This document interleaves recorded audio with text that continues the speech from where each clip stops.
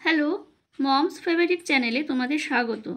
আজকে আমরা চতুর্থ শ্রেণীর আমাদের পরিবেশ বইয়ের দ্বিতীয় পর্যায়ক্রমিক মূল্যায়নের প্রস্তুতির জন্য প্রশ্নোত্তর নিয়ে আলোচনা করব।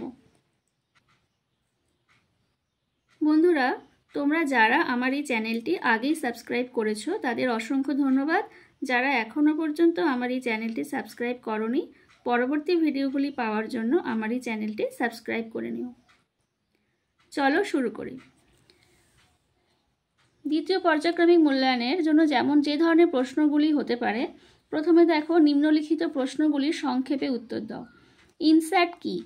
উত্তর হবে ইনস্যাট হলো ভারত থেকে মহাকাশে পাঠানো কৃত্রিম উপগ্রহ। ভারত থেকে মহাকাশে যে সমস্ত কৃত্রিম উপগ্রহ পাঠানো হয়েছে তাদের নাম ইনস্যাট।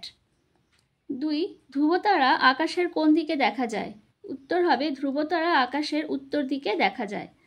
চাঁদের কলঙ্ক বলতে কি বোঝো? পৃথিবীর মতো চাঁদেও পাহাড় আছে, আর আছে বড় বড় গর্ত। চাঁদ পৃথিবীর থেকে অনেক দূরে থাকায় ওগুলোকে আমরা কালো কালো দাগের মতো দেখি। এই দাগগুলোকে বলা হয় চাঁদের কলঙ্ক। কিউরিওসিটি কি? না, মঙ্গল গ্রহের বুকে যে সন্ধানী যান নেমেছে তার নাম কিউরিওসিটি। আমরুল পাতার রস কোন রোগের উপকারী? আমরুল পাতার রস রক্ত আমাশা রোগে উপকারী। হাতিয়ার কি টুল? যদি হয় তা কেন? হাতিয়ার টুল নয়, কারণ হাতিয়ার হলো অস্ত্রশস্ত্র, টুল হলো ছোটোখাটো যন্ত্রপাতি। প্রথম ভারতীয় মহাকাশচারীর নাম কি? প্রথম ভারতীয় মহাকাশচারীর নাম হলো রাকেশ শর্মা। তারপরে প্রশ্ন, দাহ্য বস্তু বলতে কি বোঝো? উদাহরণ দাও। যেগুলিতে আগুন লাগালে সহজে জ্বলে ওঠে ও অল্প সময়ে পুড়ে শেষ হয়ে যায় তাদের দাহ্য বস্তু বলে। যেমন খড়, শুকনো পাতা, বাজি, পেট্রোল, কেরোসিন, এগুলি হলো দাহ্য বস্তু। এগুলিতে আগুন লাগলে সহজেই জ্বলে ওঠে এবং অল্প সময় তা পুড়ে শেষ হয়ে যায়, তাই সেগুলোকে বলা হয় দাহ্য বস্তু।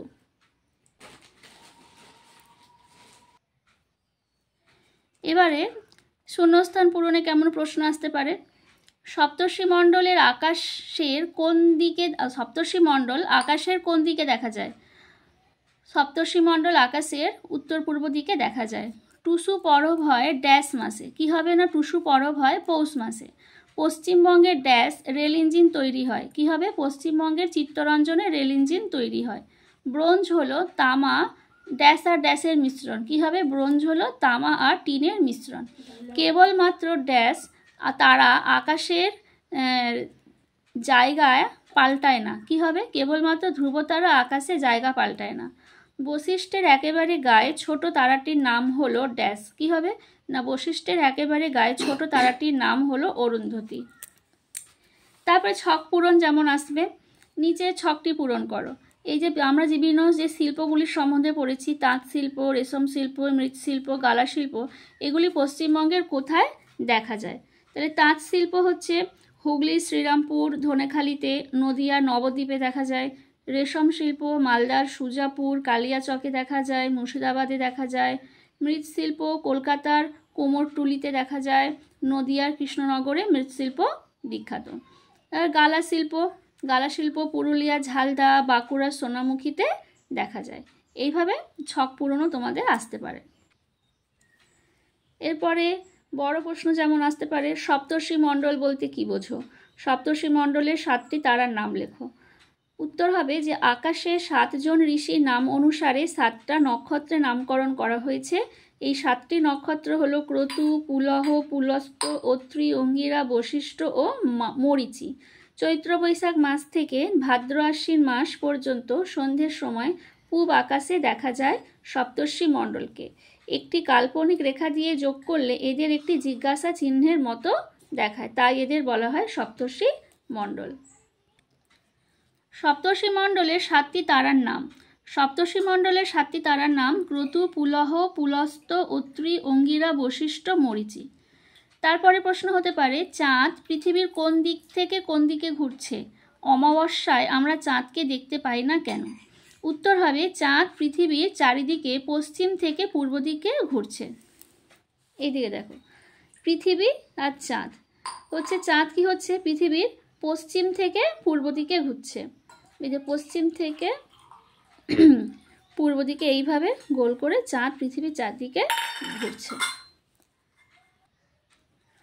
তারপরে বলা হয়েছে অমাবস্যায় আমরা চাঁদকে দেখতে পাই না কেন। দেখো বলছে অমাবস্যা হলো কি চাঁদের একটা দশা। অমাবস্যার সময় সূর্য, চাঁদ ও পৃথিবী একই সরলরেখায় থাকে, অর্থাৎ চাঁদ থাকে সূর্য ও পৃথিবীর ঠিক মাঝখানে।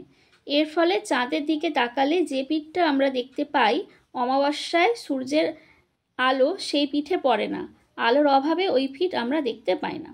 দেখো এই দিকে দেখাচ্ছে, দেখো এটা হলো পৃথিবীর কক্ষপথ, এখানে পৃথিবী সূর্যের চারপাশে ঘুরছে, আর এটা হলো চাঁদের কক্ষপথ, চাঁদ পৃথিবীর চারপাশে পশ্চিম থেকে পূর্ব দিকে ঘুরছে।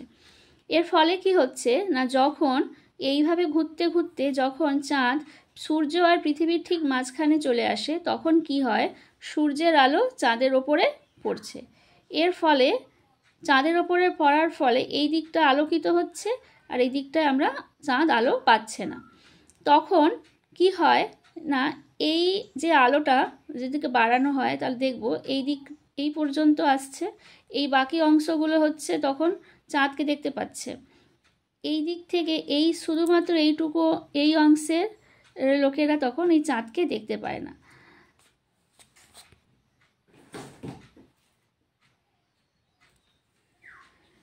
তো সেই জন্য অমাবস্যার সময় আমরা চাঁদকে দেখতে পাই না। শুধু পৃথিবীর সবাই চাঁদকে দেখতে পৃথিবীর সকলে একই সময় চাঁদকে দেখতে পায় না তা নয়, মানে যেই অংশে চাঁদের আলো বাধাপ্রাপ্ত হয় সেই অংশে থেকেই হচ্ছে এই স্থান থেকেই চাঁদকে আমরা দেখতে পাই না। তো বন্ধুরা, আমার এই চ্যানেলটি যদি তোমাদের ভালো লেগে থাকে তাহলে অবশ্যই লাইক করো, শেয়ার করো এবং সাবস্ক্রাইব করো। ধন্যবাদ।